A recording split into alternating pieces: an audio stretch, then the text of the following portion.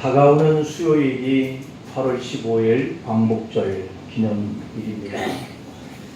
우리가 일본의 강점에서 해방된 지 73주년이 되는 그런 날이죠.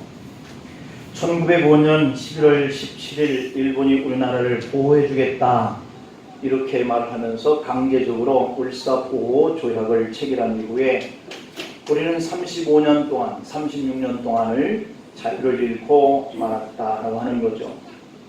그 이후로 우리는 내 나라의 말도 빼앗기고 내 나라의 말이지만 내 나라의 말도 자유롭게 할 수 없는 이러한 시기를 보냈었죠.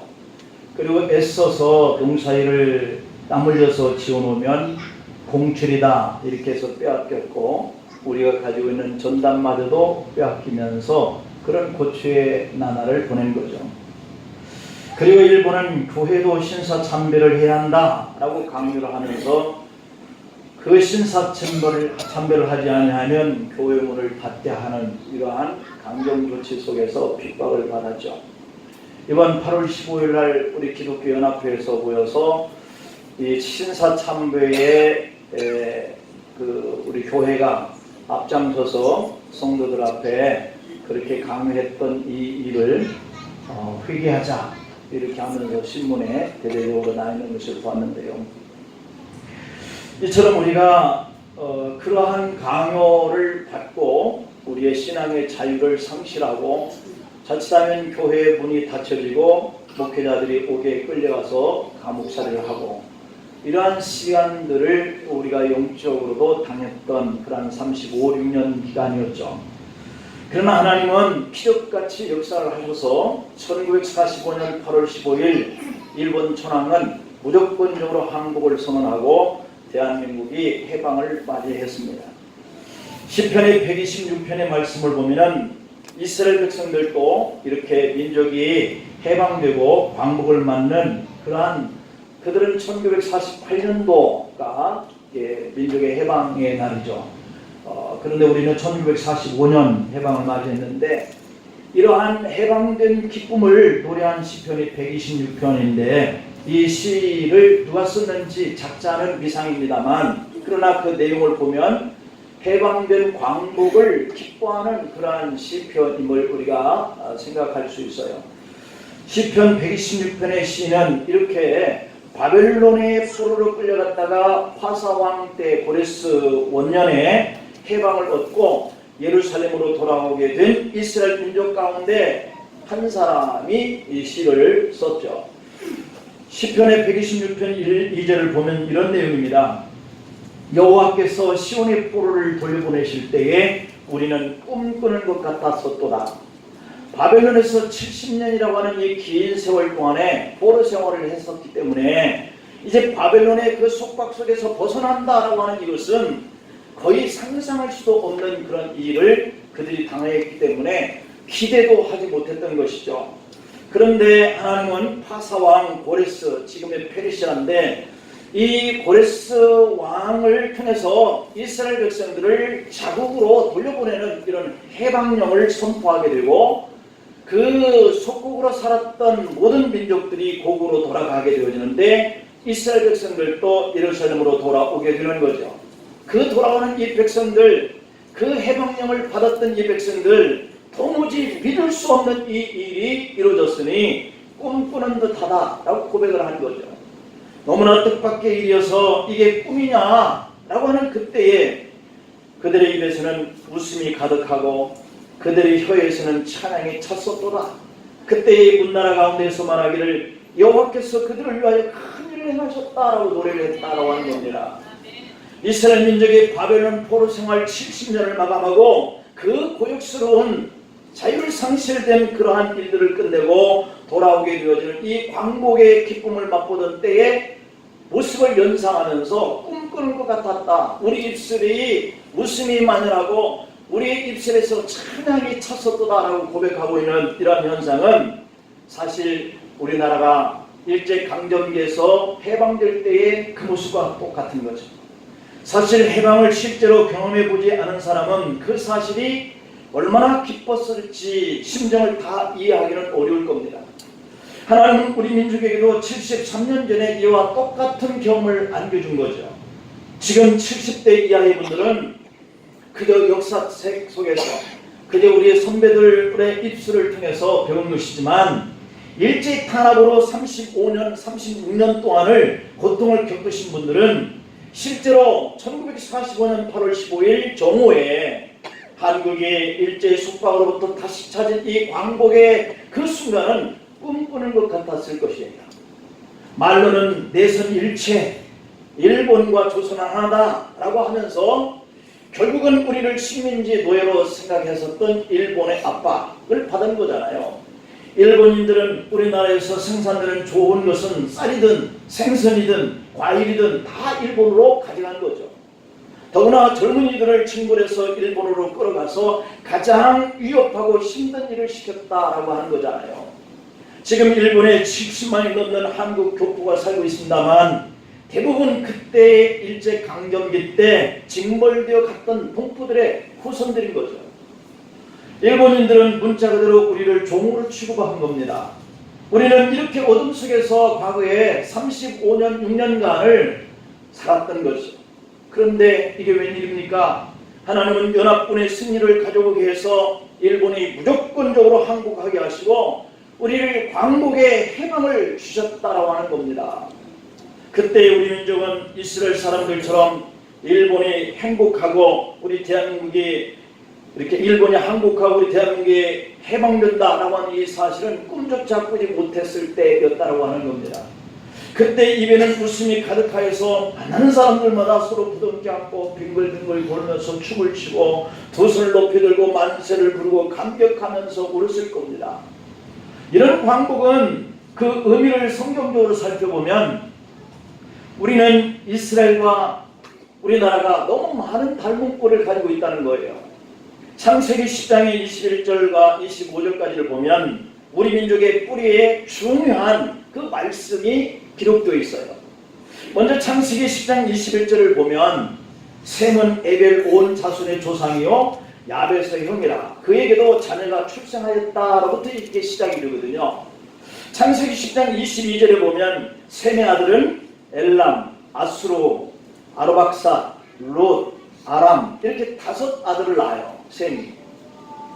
그런데 창세기 10장의 24절에 보면 셈의 셋째 아들인 아르박삿은 셀라를 낳았는데 이 셀라가 에벨을 낳아요. 그리고 이 에벨은 2 아들을 낳는데 창세기 10장 25절에 보면 셈의 셋째 아들 아르박삿이 셀라를 낳고 셀라는 에벨을 낳고 에벨은 2 아들을 낳았는데 하나의 이름은 벨렉이고 동생 이름은 욕단이다 이렇게 기록되어 있어요. 그래서 이 에벨이 낳은 이 2 아들 벨렉과 욕단이 바로 벨렉은 이스라엘을 이루고 그리고 이 욕단은 이 아시아권 중국과 일본과 한국의 민족의 조상이 되는 거예요. 바로 이때의 세상이 나뉘었습니다 라고 했는데 세상이 나누는 것은 이스라엘 민족과 우리의 이 아시아권의 민족이 나누어졌다 이런 차원의 의미로 생각해 볼 수도 있겠죠. 셈의 보손자인 벨렉과 욕단의 때에 세상이 나누어졌다 이렇게 기록되어 있습니다.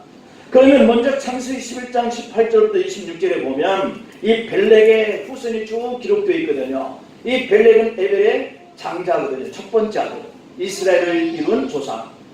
이 벨렉이 계속해서 낳고 하면서 6대 손에 이르러서 아브라함이 태어나요. 그런데 이 족보에 보면 에벨의 둘째 아들 이 욕단은 등장하지 않거든요. 그러면 이 욕단은 어디로 간 것일까요? 여기에 우리 민족의 열쇠가 있어요. 욕단은 에벨의 2번째 아들인데 그 후손이 산악지대를 넘어서 아시아로 갔다라고 이렇게 기록되어 있어요.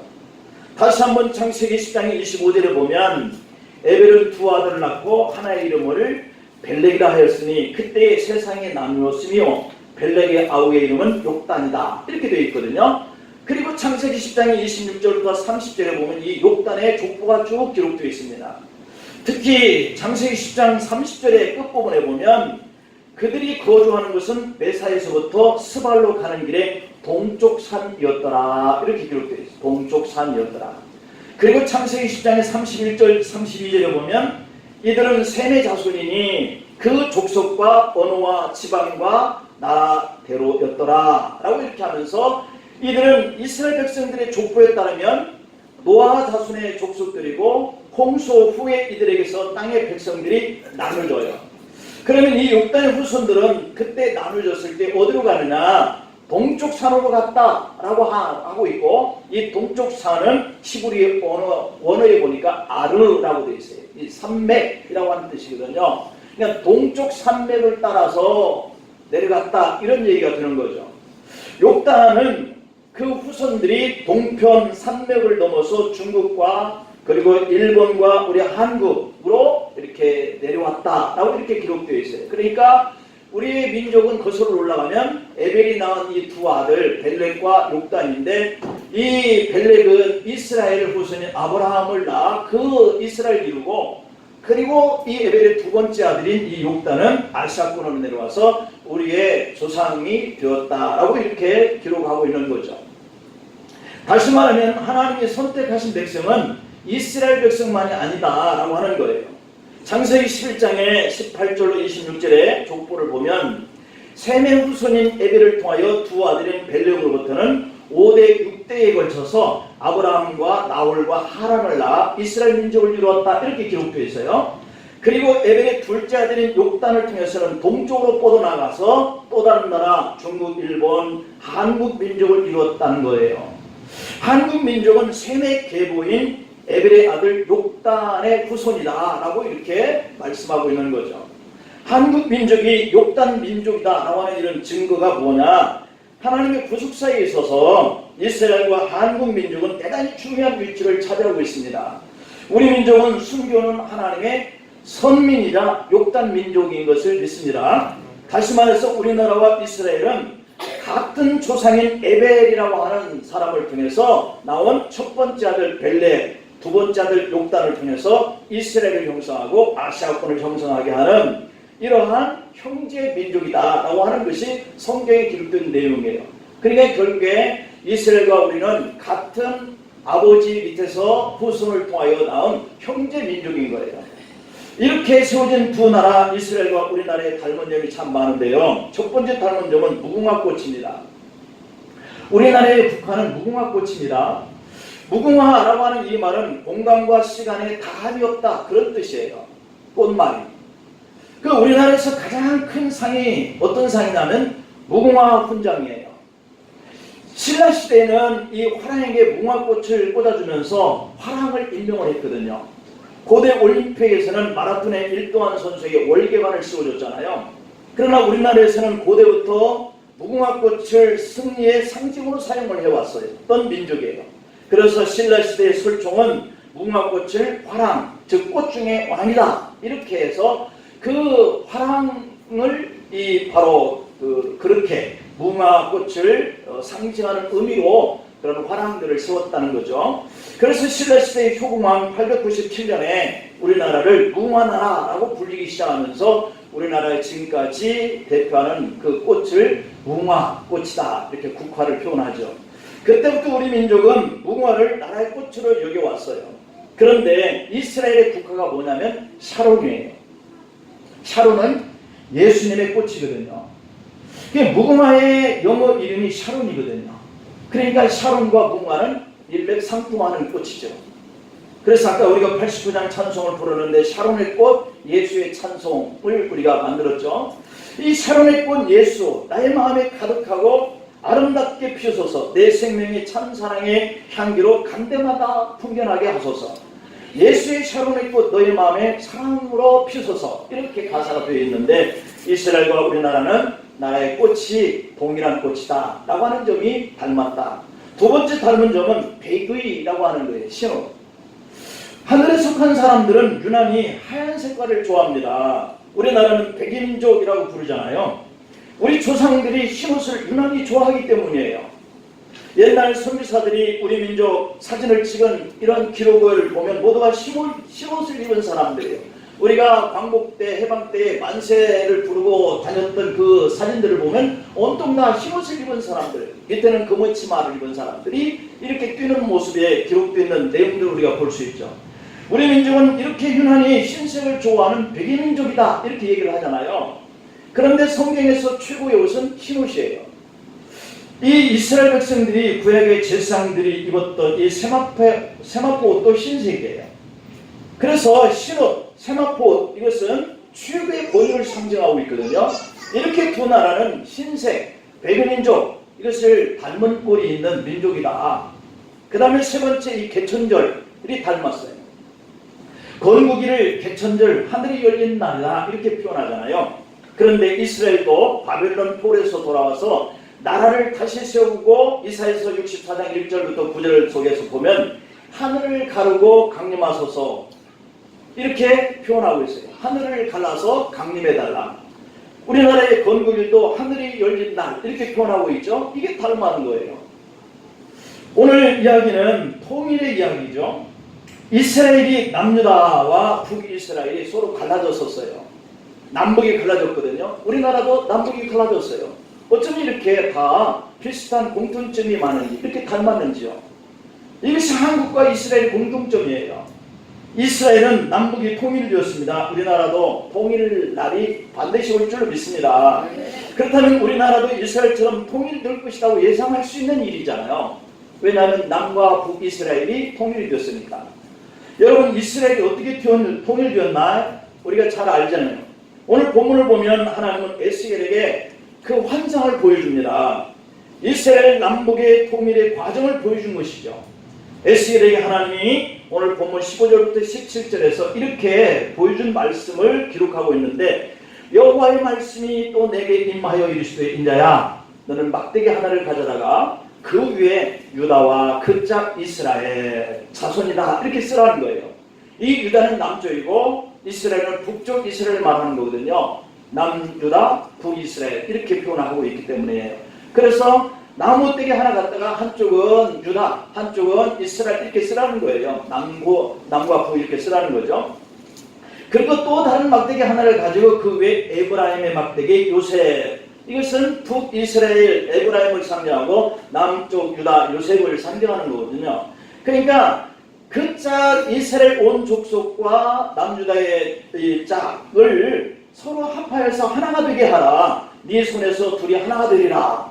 이게 바로 남쪽 유다와 북쪽 이스라엘이 통일이 되게 하는 그러한 징조를 이 에스겔에게 하나님이 보여주신 대로 성경에 기록된 내용인 거예요. 이것은 하나님이 에스겔에게 보여준 이스라엘의 통일에 대한 환상이거든요. 그런데 특히 오늘 37장 19절 말씀을 보면은, 너는 곧 이르기를 주 여호와께서 이같이 말씀하시기를, 내가 에브라임의 손에 있는 바 요셉과 그 짝 이스라엘 지파들의 막대기를 가져다가 유다의 막대기에 붙여서 한 막대기가 되게 한즉 내 손에서 하나가 되리라 하셨다라고 하는 이런 말씀이에요. 이 말씀을 보면 북이스라엘을 어디에다 갖다 붙여요? 남쪽 유다에다 갖다 붙였다라고 이렇게 표현하고 있는 거예요. 그러니 우리도 이 말씀대로 하면 남한을 북한에 붙이는 것이 아니라 북한을 남한에 붙였다라고 하는 해석으로 우리가 이해할 수 있으면 좋겠다는 생각이 듭니다. 북한 중심의 통일이 아니라 남한 중심의 통일이 이루어질 줄 믿습니다. 그렇다면 하나님은 왜 에스겔에 이렇게 말씀하셨을까요? 그것은 이스라엘의 정통은 유다 지파이기 때문이에요. 요셉을 그 형제들이 죽이려고 할 때 유다가 살렸잖아요. 창세기 37장 26절 27절에 보면 유다가 자기 형에게 이렇게 말합니다. 형제에게 이렇게 말합니다. 우리가 우리 동생을 죽이고 그의 피를 덮어둔들 무엇이 유익할까? 자, 그를 이스마엘 사람들에게 팔고 그에게 우리 손을 대지 말자. 그는 우리의 동생이요 우리의 혈육이니라 하며 그의 형제들이 청종하였더라 라고 기록되어 있어요. 광야에서 행진할 때도 늘 유다 지파는 앞장서요. 민수기 10장 13절 14절에 보면 이와 같이 그들이 여호와께서 모세에게 명령하신 것을 따라 행진하기를 시작하였는데, 선두로 유다 자손의 진영의 군기에 속한 자들이 그들의 진영별로 행진하였더라, 이렇게 했습니다. 그러니까 전쟁에 나가는 그런 행군을 할 때도 이 유다 자손이 이스라엘의 맨 앞장서서 행군을 했다. 또 유다 지파는 전쟁을 할 때도 늘 앞장서요. 사사기 1장의 1절 2절을 보면 여호수아가 죽은 후에 이스라엘 자손이 여호와께 여쭈어 이르되 우리 가운데 누가 먼저 올라가서 가나안 족속과 싸우리까? 여호와께서 이르시되 유다가 올라갈지니라. 보라 내가 그 땅을 그의 손에 넘겨주었노라 라고 그렇게 기록되어 있거든요. 그리고 이 유다는 하나님의 교회에 예물 드리는 일도 늘 앞장서요. 느헤미야 13장 10절부터 13절에 보면 내가 또 알아본즉 레위 사람들이 받을 몫을 주지 아니하였으므로 그 직무를 행하는 레위 사람들과 노래하는 자들이 각각 자기 밭으로 도망하였기로 내가 모든 민장들을 꾸짖어 이르기를 하나님의 전이 어찌하여 버림받았느냐 하고 곧 레위 사람을 불러보아 다시 제자리에 세웠더니 이에 온 유다가 곡식과 새 포도주와 기름의 11조를 가져다가 곳간에 드림으로 라고 기록되어 있어요. 그러니까 이들은 어떠한 일이 있어도 항상 이스라엘은 유다가 앞장섰다라고 성경은 밝히고 있는 거죠. 그만큼 이스라엘의 대표는 유다다라고 하는 것이거든요. 그래서 이 유다 지파에서 왕들이 제일 많이 나옵니다. 처음에는 베냐민 지파에서 사울이 초대왕으로 나왔지만 그가 하나님의 말씀에 순종치 아니하였기 때문에 그를 패하고 그 가문을 패하고 이 유다 지파에서 다윗을 왕으로 세우는 것을 볼 수 있거든요. 그리고 이스라엘 이 유다 지파에서 첫 번째 사사를 등장시키는 것도 이 성경에 기록되어 있어요. 온니엘 유다 지파죠. 예수 그리스도가 나오는 축복도 유다 지파를 통해서 나오게 하시죠. 그래서 이스라엘 백성들은 유대인이다 이렇게 불러요. 유다를 따라서 유대인이다 이렇게 표현합니다. 유다가 중심이고 유다 지파가 정통이기 때문에 그런 거죠. 그런 것처럼 우리 한국의 정통은 북한이 아니라 남한이다. 북한은 공산당들이 세운 나라예요. 일본 강점기에서 8.15에 해방되면서 정통으로 세운 나라가 남한 정부거든요. 그렇기 때문에 남한은 하나님은 남한에 이 북한을 붙일 것이다 라고 하는 이 이스라엘에 되어진 그 일대로 되어질 줄로 믿습니다. 왜냐하면 우리가 이스라엘과 너무 닮고 또 이 에벨의 아들 이 벨렉과 욕단의 두 형제를 통해서 이 아시아권과 이스라엘 백성들의 민족을 세워갔기 때문에 이 형제인 이 민족이 너무 닮은 꼴이 있기 때문에 오늘 이 예언된 이 일은 결국 우리 한국에도 동일하게 이룰 것이다 라고 생각이 들어요. 다른 말로 표현하면 또 하나의 힌트가 있는데 하나님의 계시와 예언인데 오늘 본문 37장 22절 말씀을 보면 그 땅 이스라엘 모든 산에서 그들이 한 나라를 이루어 한 임금이 모두 다스리게 하리니 그들이 다시는 두 민족이 되지 아니하며 두 나라로 나누지 아니할지니라. 아멘. 우리나라도 머지않아서 통일이 되면 다시는 나누어지지 아니하는 민족으로 한 대통령이 치리하는 때가 올 줄로 믿습니다. 이스라엘의 남과 북이 한 나라를 이루어서 한 임금이 다스리게 한다는 예언이었는데 지금 우리가 생각하는 이 연방제는 사실상 하나님의 뜻이 아니에요. 남한과 북한의 동수로 국회를 만들거나 지방자치처럼 서로의 통치를 인정하고 두 통치자가 다스리게 하는 식의 통일은 하나님이 원하시는 이러한 통일의 방법이 아니죠. 하나님의 뜻은 남쪽 유다에 북쪽 이스라엘을 붙여서 남쪽 유다 왕이 다스리는 나라가 될 것이다 라고 이렇게 계시를 하고 있잖아요. 그리고 이스라엘 남과 북은 실제로 그렇게 통일을 이루었어요. 남쪽이 북쪽을 망하게 하고 다 통일을 이룬 거죠. 우리나라도 북한을 남한에 붙여서 남한의 대통령이 다스리는 자연스러운 그런 통일 때가 와야 할 줄로 믿습니다. 그리고 그들이 다시는 두 민족이 되지 아니하며 두 나라로 나눠지지 아니할지니라 라고 했거든요. 이제 우리나라도 통일이 되면 예수님 오시는 그날같이 나눠지지 않게 되는 역사가 하나님의 역사로 진행이 되었으면 좋겠다는 생각이 듭니다. 오늘 본문 23절에 보면 그들이 그 우상들과 가정한 물건과 그 모든 죄악으로 더 이상 자신들을 더럽히지 아니하리라. 내가 그들을 그 범죄한 모든 처소에서 구원하여 정결하게 한즉 그들은 내 백성이 되고 나는 그들의 하나님이 되리라.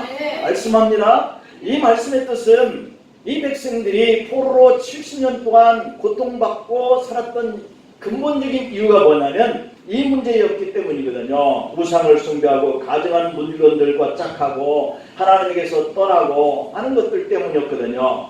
그래서 이제 그들이 남과 북이 통일이 되고 이 포로에서 돌아와서 자유를 누릴 수 있는 그런 때가 오게 되면 이제 이들에게서는 이러한 것들을 다 없어지게 하고 이 백성들이 거룩하게 되어서 그 백성들의 하나님이 되고 하나님은 그 백성들의 하나님 되겠다 하는 이런 일들을 예언하고 있는 거죠.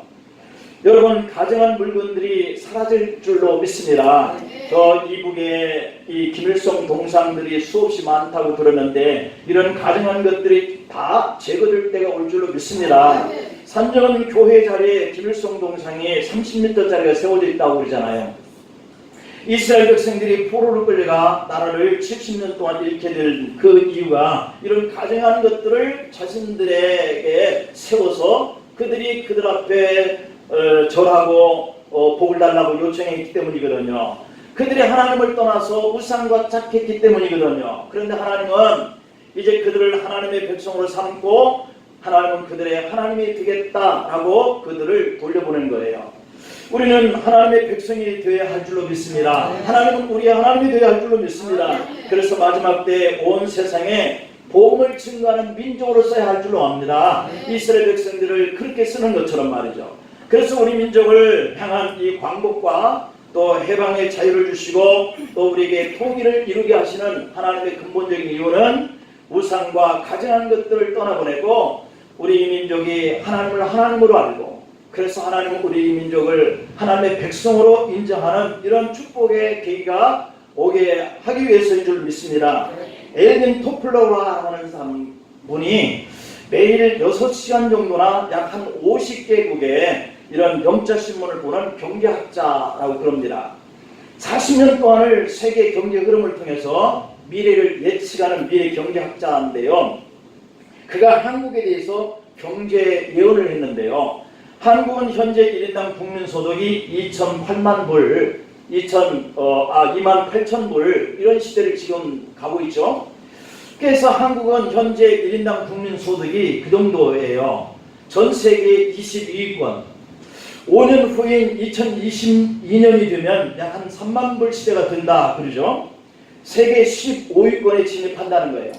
그리고 2025년 정도에 가면 5만 불로 세계 7대 강국 안에 안착되리라 라고 하는 이런 전망을 그분이 내리고 있는 거예요. 우리나라 사람이 내린 게 아니라. 우리나라는 정말 놀라운 나라인 거죠. 5,000불 시대에 선교사가 5,000명이었어요. 그러면 1만 불 시대의 선교사가 1만 명. 지금 2만 불 시대인데 선교사가 2만 명. 지금 미국은 선교사 1등국으로 4만 3천여 명에 달한다고 그러죠. 그런데 미국은 줄고 있고 한국은 늘고 있다라고 그럽니다.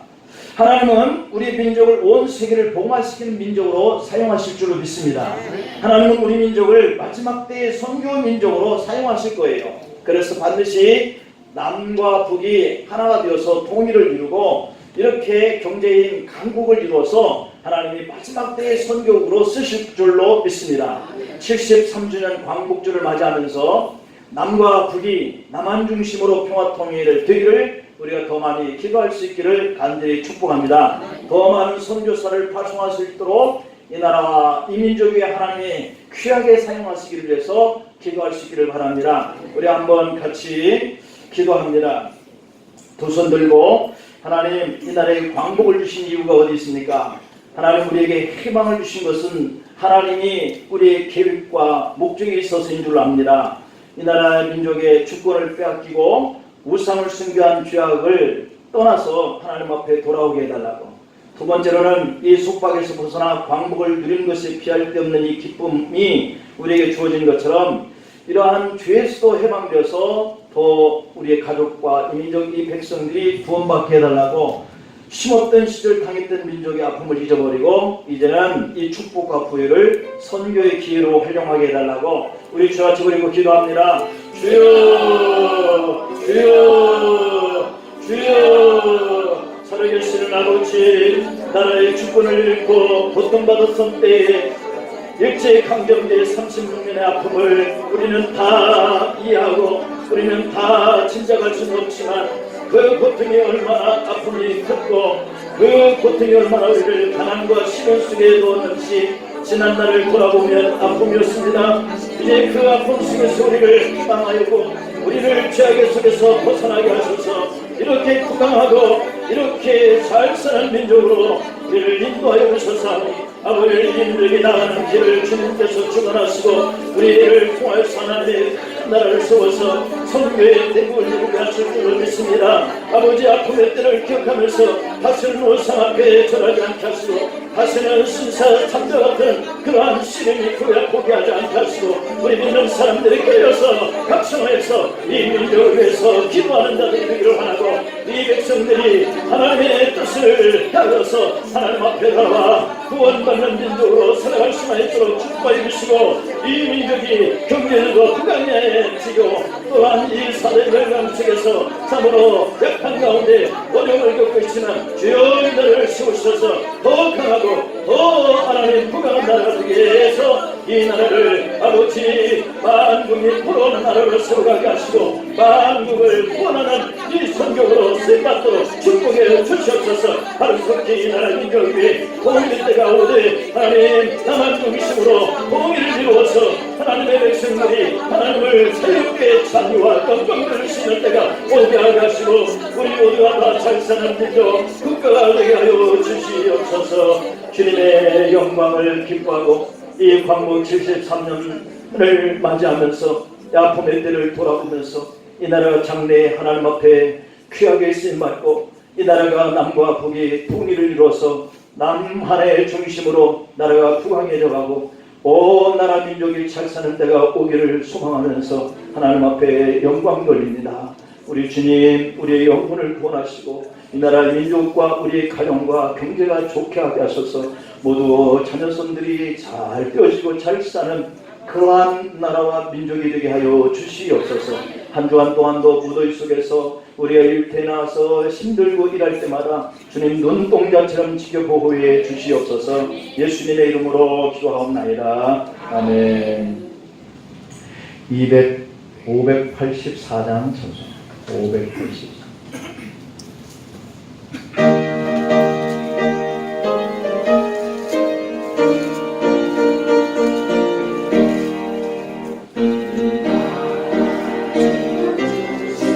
하나님께 찬양하라. 어떤 결의 구름 가슴 터져 쏟아졌네. 새소리 울린 그말 태양빛 눈부셨네. 오랫동안 당한 곳